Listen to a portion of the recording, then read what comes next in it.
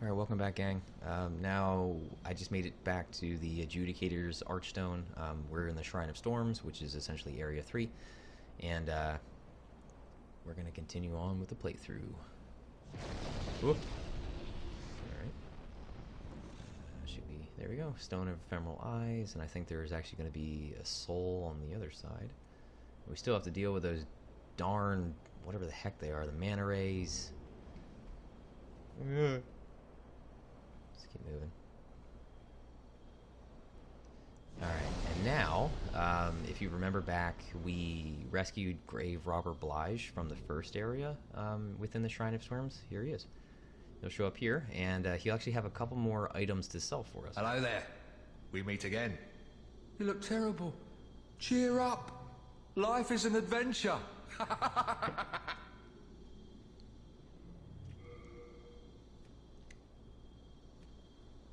I guess the most important thing to note, like, he does sell sticky white stuff, which is you apply right-hand weapon magic to your right-hand weapon, excuse me. As well as he sells Shard of Cloudstone, which I think that's good just to upgrade a shield, in addition to Shard of Dark Moonstone. So he does sell a short bow, longbow, scimitar, falchion, leather shield, and then all the different types of arrows. Holy arrows are that's awesome. I don't know, I would recommend picking that up if you do any kind of bow build or dexterity type focused. And then obviously he still has like the leather gear, but a bit of...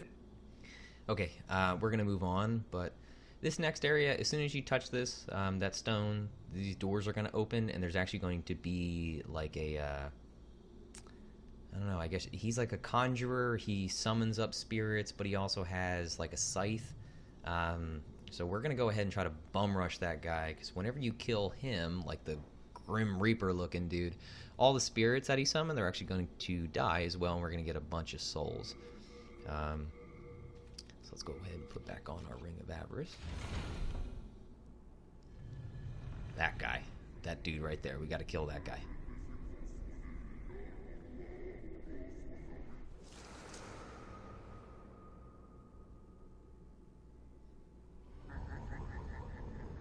I mean, I really wouldn't call him a necromancer because he's raising spirits. It's not like they're actually like physically dead. Well, I guess maybe you could call him a necromancer. But easiest way to do this is that you can sometimes stun him by running over and kind of just like falling on his head. Oh, we missed. But he does have that scythe, which can do a decent amount of damage, but because we have the Dragon Bone Smasher, two-handing, and then doing an R1, we killed him in one shot.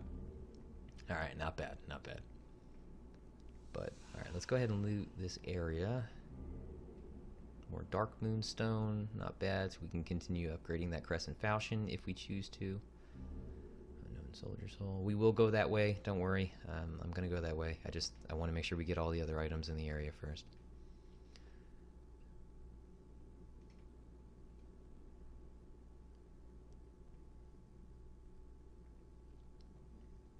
We'll have to go the other way to get that item, but let's go. I think over here is like throwing knives, like kunai or whatever they're called. Kunai, okay, right on. Sometimes I swear I have like the memory of an elephant. It's really good. Other times, man, I can't remember what the hell I ate for breakfast. Okay, let's. Oh, I almost missed that item. Full moon grass. You will have to step on this plate. It'll actually open up the door in front of us. Let's do that.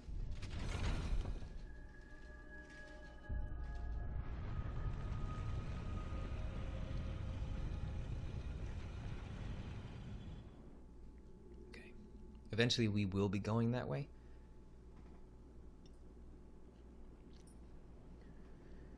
Alright, let's go up here. There will be... there's a hidden door that we need to attack. Right there, actually. We'll be going that way, but I want to get the item at the top. See, there's a pressure plate. Touch it. Run backwards. There we go. We don't get hit by that. Stone of Ephemeral Eyes. Nice. Alright, now we can go ahead and attack this. And it's a hidden door. And this there's actually going to be a red-eyed skeleton, so just keep your shield up. I think as soon as we go through here, there he is. I'm gonna see if I can bait him forward, and then we're gonna see if we can get behind him. Do a backstab. Nice, 267. That's a lot better than when we were doing like 59. I've grown up now. I'm bigger. All right, we killed that guy. I think there's an item. There we go. Let's loot this. Ooh. Storied Soldier Soul. Triple S. Let's go ahead and heal. I think there's also going to be a Crystal Lizard around here. Let's two-hand our weapon, and then when we do a running R1, it'll do like a sweep on the ground. There he is. No! Bad timing. Okay, whatever. Darn it. Gosh, man, those frustrate me so much. Alright, and then when we loot this item, it should actually be the white bow. Yep, white bow and white arrows. The white bow is, it's a unique weapon, and I think you need at least like 30 strength to wield it. So of course when you two-hand a weapon, you actually get 1.5 times your strength. So you could have essentially just 20 strength. You'll get 30 then when you two-hand the bow, and you need to two-hand it in order to use it. And I think you need at least 24 dexterity, which we only have 12. Yeah, so we're not going to be using a bow. In case you want to do any kind of ranged attack options, you could definitely purchase a crossbow. I think crossbows really only require you to have strength requirement just to wield it, and you can wield it in one hand. But that's definitely a cool weapon to use. But now we'll go this way, and now we're gonna meet the dastard, or the bastard, Patches the Hyena, and he's a reoccurring theme in all of the Dark Souls games from FromSoftware. So he'll go over here, you'll look into the pit, and he'll kick you in like a jerk.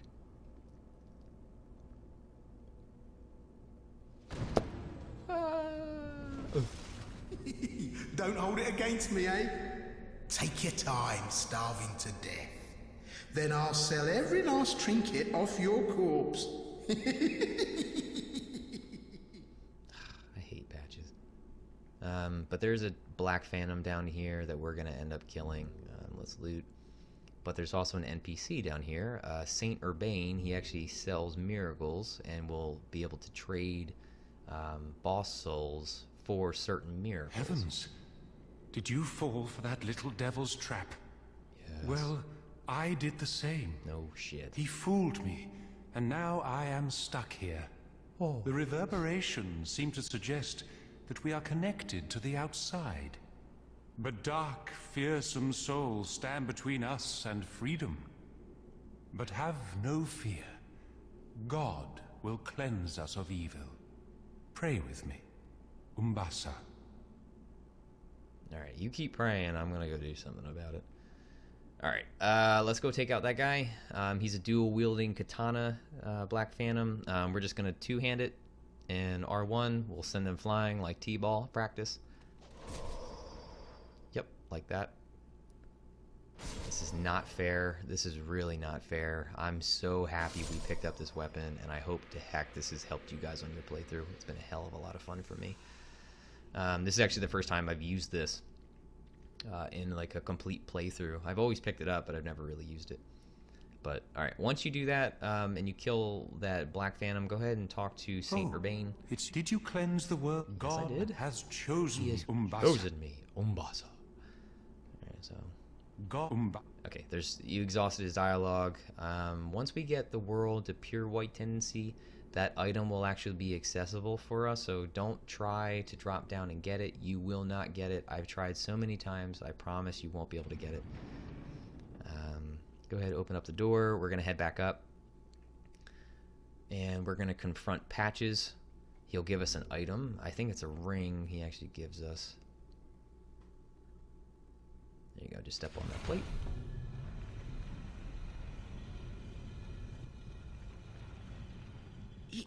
You. Uh-oh. Hey, look, I'm really sorry. I didn't mean what I said. I'm Look, a man's got to make a living, right? Here, there aren't many humans like us. We need to stick together. I know. Here, take this as a token of my friendship. You've seen one of these before, surely. Okay. Ring of Gash Resistance. I think we already had that. Yeah, raises resistance against bleeding. We already had that. Now that we've completed this part, he'll actually show back up at the Nexus and he'll be a vendor. As much as you probably want to kill him, I'd really recommend not doing that. That's actually going to turn your world tendency towards black. So let's not... Oh, excuse me. Let's not do that. I'm burping from my coffee this morning. That never happens. Alright. At this point, it's probably still a good idea to two-hand your weapon, just because we want to deal as much damage as possible, but we're also going to have some of these skeletons to deal with. As you saw, luckily one of them just rolled off the edge for us. The only reason why I want to two-hand our weapon, I just want to get more damage out of it, just because we're going to have those stingray, manta ray, whatever you want to call them. They're going to constantly attack us while we're in this area. For the gold skeletons, bait them into attacking, and don't press forward and R1 at the same time like I did. Just go ahead and swing and beat them at it. Oh man. Alright, cool. We took that guy out. No! He had something on him. Oh yes. Please, dead body, just stay there. Woo! Oh, son of a... Alright. You got some really good poise if you don't get knocked down. Alright, blade, or, yeah, shard of blade stone, that's good. That's for dexterity scaling, if you want to go with that upgrade path, but we're not going to. And we're going to quickly hide. Like a little coward. Okay, now that we're here, let's go ahead. We're not going to two-hand our weapon. There are going to be some of those spirits that are summoned by that necromancer.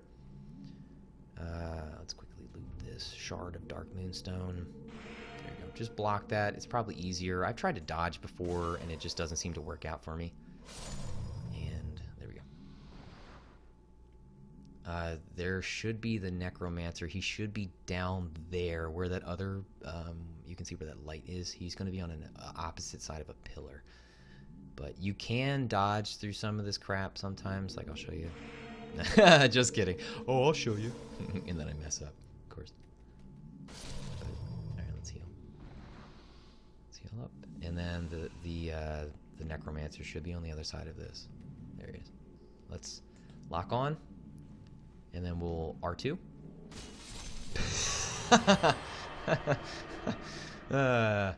Alright, and then we just completely decimated that guy. Easy mode unlocked. Let's keep going. Alright, there are 2 items over here. Beware, there will be 2 female spirits, or smaller, like assassin spirits that'll pop up. I think you have to pick up the item. Oh, you don't have to pick up the items, but they do spawn. They'll catch you off, catch you by surprise. But it should just be crescent moon grass. Yeah. Let me just heal up a little bit. I'll take this stuff off. We don't need any poison resistance. We won't experience that at all here. And let's keep moving. I don't know. I feel like this area is a lot harder than a lot of the other areas. Just, the enemies and these dang stingray, manta ray looking things that are shooting at you constantly, on top of the spirits that you fight in here. Eventually I do want to get like a faith build, or like a magic, like a... Alright, sorry about that. My recording actually had unexpectedly cut out.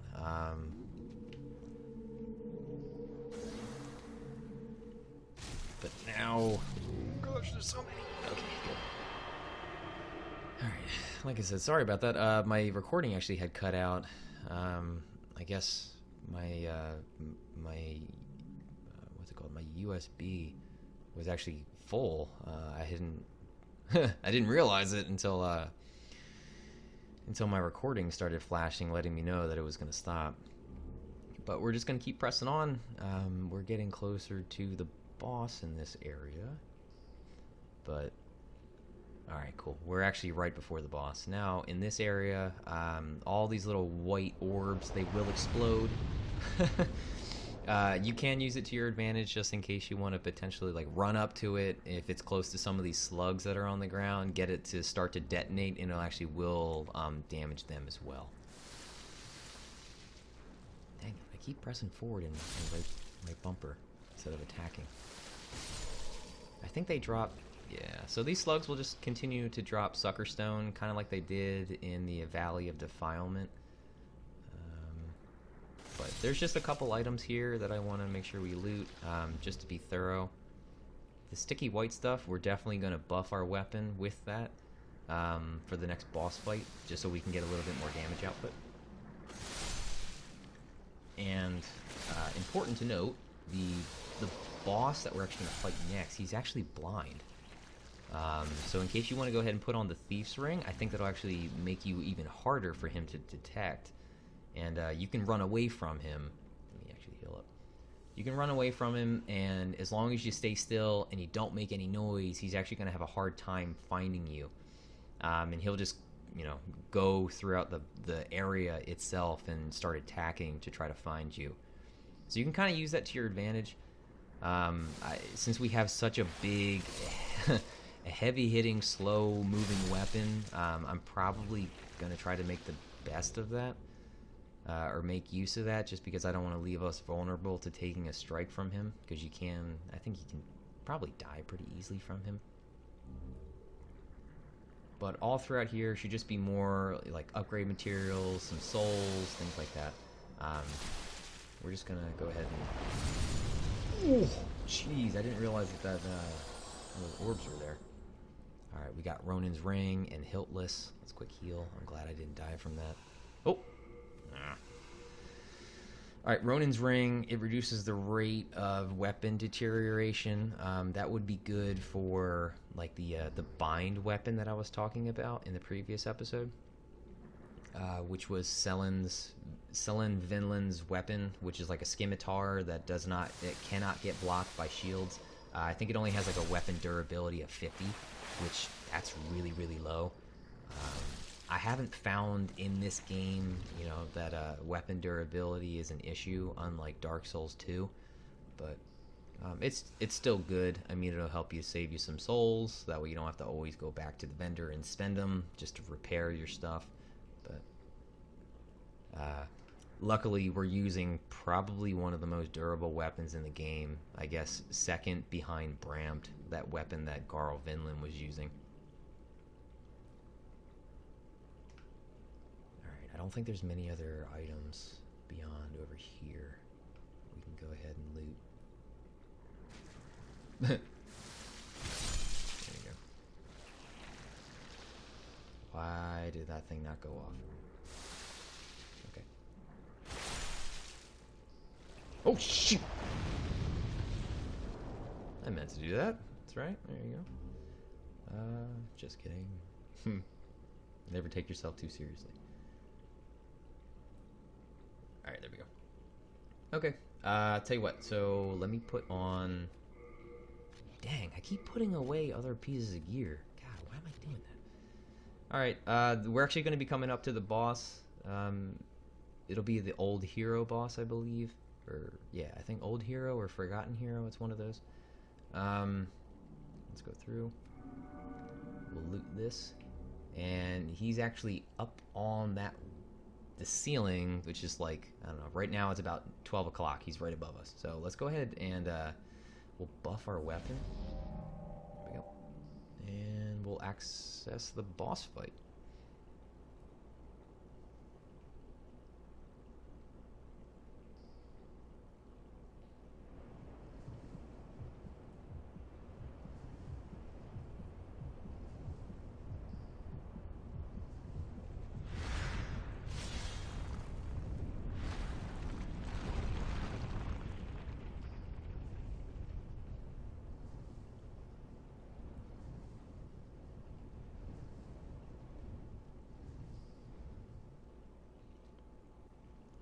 let's do this.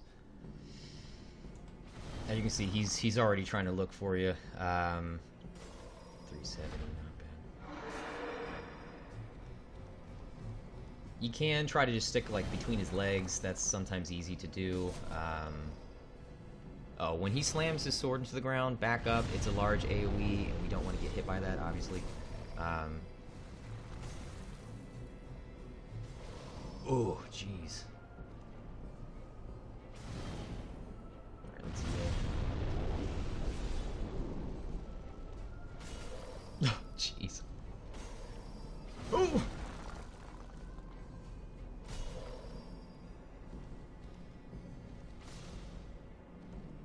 I don't know. Sometimes you can just kind of like stick near him, like near his back left leg. All right, now.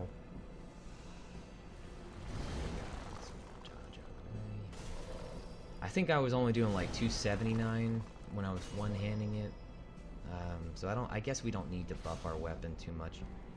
I'm not too worried, judging that we do that much damage to him per swing. He's almost dead as it is. Let's two-hand it, and we'll take him out. There we go. And just like that, he's down. The old hero is dead. Alright, well done, friends. You've now taken out one more boss, and we are that much closer to the end of the walkthrough. Alright, I think there's actually one more other item around here. I think it. At least I thought there was. Maybe not. Oh, there it is. Okay. I thought I saw something. There we go. Full moon grass. It's good for a little bit more healing items. Okay. Alright, so I guess that's just going to end the episode. The next episode, we're actually going to finish off the Shrine of Storms. We're going to take out the lost boss in this area, and man, we are really close to the end of the walkthrough. We're then just going to go ahead and finish out the Boletarian Palace afterwards. So I appreciate you watching, and I'll see you in the next episode, friends. Alright, take care.